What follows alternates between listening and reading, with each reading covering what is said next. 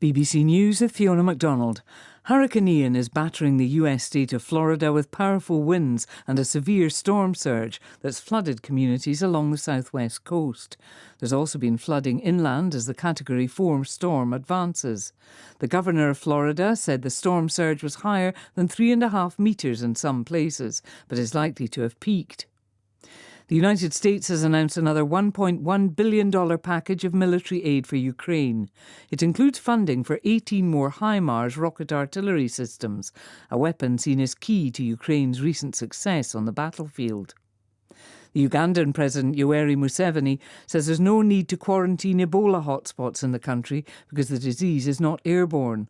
On Monday, medical workers called for affected areas to be quarantined to help stop the disease spreading. The British government has said it will not abandon its plan for big tax cuts, despite the turmoil it's triggered in financial markets. The value of the pound has plunged and the cost of government borrowing soared since the plans were announced on Friday.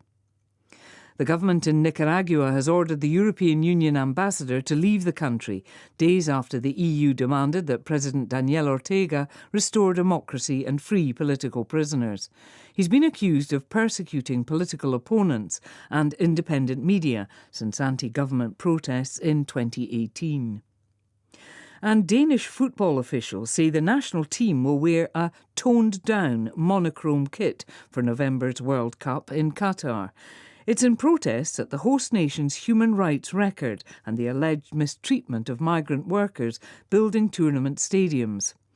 World Cup organisers have rejected what they called the trivialising of their commitment to protect the health and the safety of the 30,000 workers. And that's the latest BBC News.